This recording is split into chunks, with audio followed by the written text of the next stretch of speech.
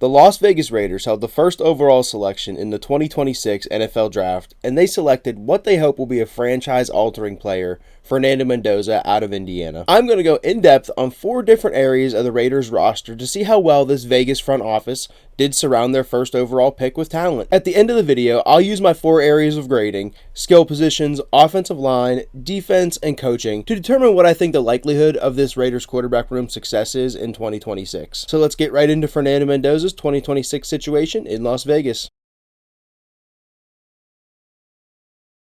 So I wanted to grade this as skill positions because I wanted to include those running backs and tight ends and whatever other pieces that a team might have. I wanted to include them in this section. And obviously that very much applies to the Raiders because their receivers, there's a little bit left to be desired there, but Brock Bowers and Ashton Jeanty are 2 of the best players at the positions, and even Jeanty, as going into his second year, is already one of the better running backs in the NFL. But as for Brock Bowers, he only played in 12 games in 2025, and he was still able to haul in 7 touchdowns. And the guy just catches everything. He's never had below a 73% catch rate, so that means 73% of the time that the quarterback is going to throw the ball to Brock Bowers, he's catching the ball. And it feels like Bowers has been in the league for like 10 years now, but he's actually only going into his age 24 season in year 3. So he's going to be on that same timeline as Fernando Mendoza, and he's going to be a very reliable target for this young quarterback. As for Ashton Jeanty, he is that classic workhorse back. In 2025, he already had 321 total touches, and I really only expect that number to continue to climb as his career goes on. And that is going to be a very great thing for Fernando Mendoza, that he's going to have this young pillar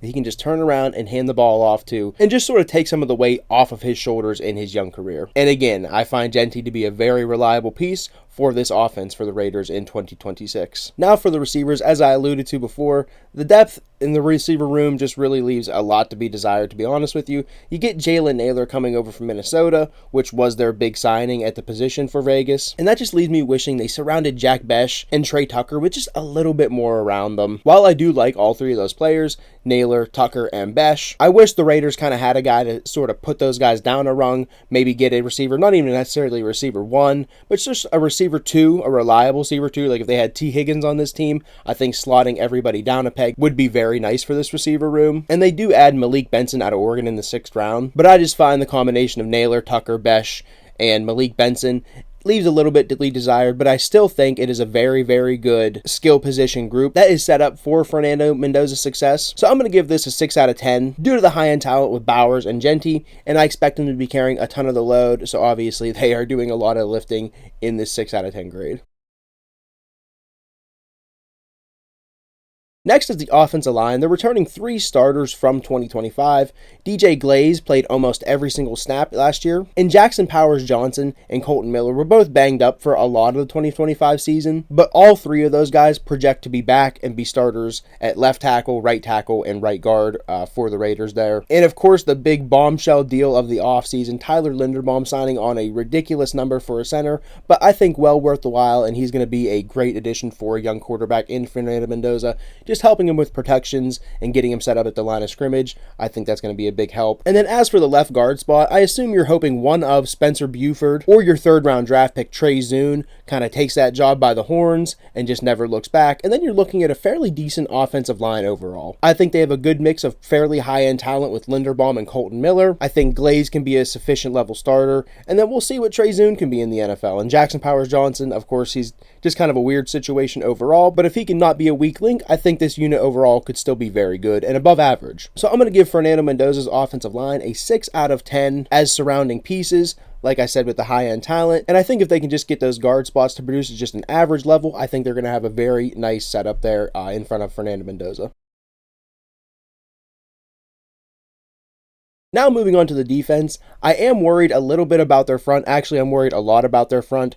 Other than Crosby and Kwity Paye there, they obviously did draft Keon Crawford in this year's draft, and I just don't see a lot of pass rush pop other than those guys. And even Kwity Paye is more of a run specialist type of guy, not necessarily a sack artist. So I'm a little worried about everybody outside of Max Crosby rushing the passer. And then I look up the spine of this defense, and I just see a lot of small guys.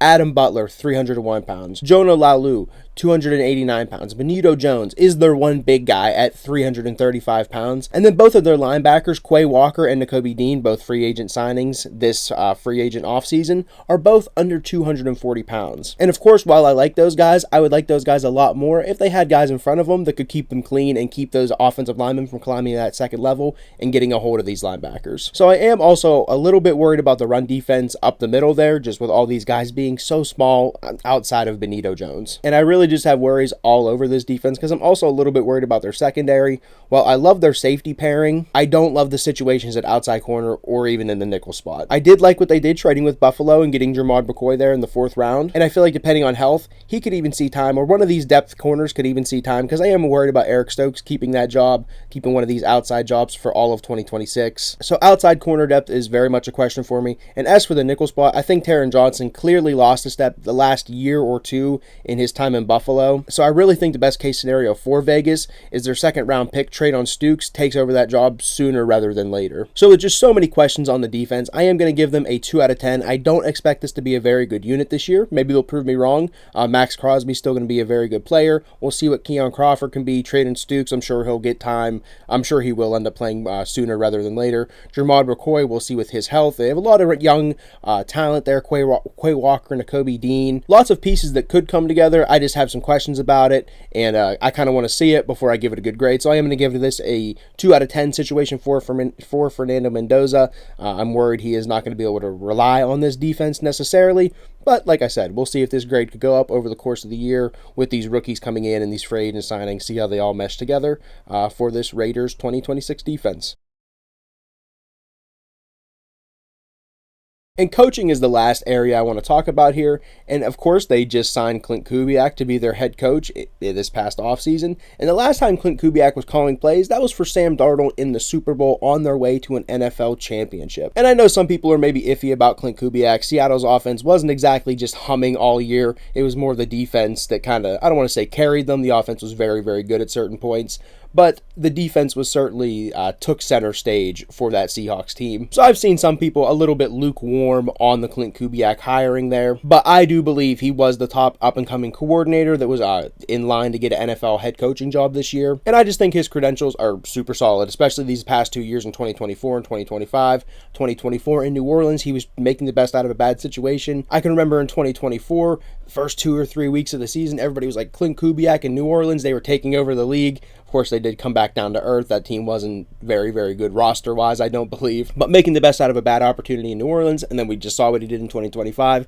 Winning the Super Bowl as the Seahawks offense coordinator. So I do believe coming in, he is going to give this a above average coaching situation in the NFL. So I'm going to give this a 6 out of 10. But of course, that number does have a lot of room to move depending on how this season goes. And I do think he could be the right coach to turn this Raiders situation around. But in year one, I do think they may struggle, at least record-wise on the field. But I do think they are playing the long game, and we'll see what Clint Kubiak can be in the NFL. But we're going to stick with a 6 out of 10 in the coaching department for right now. My final grade for the situation around Fernando Mendoza in 2026 is a 20 out of 40 possible points, or a 50%. So by this grading system, I would give Mendoza a 50% chance at success in 2026 when looking at his surrounding pieces in Las Vegas. For a first-year quarterback, I like to see that number at least at 50%, meaning that I will like at least half of what Mendoza has to work with in year one. It will be very interesting to see when Kubiak and his staff hand over the reins to Mendoza. I expect that he starts close to double-digit games in 2026 by season's end, where he sits behind Kirk Cousins for maybe the first 6 to 8 weeks of the season, and then he finishes out the year as the starter in Vegas. I can't wait for this fall to see what a Fernando Mendoza-led offense looks like in the NFL, but let me know what you agreed with or disagreed with in the comments below. Subscribe if you are new to the channel, and I hope to see you in the next one.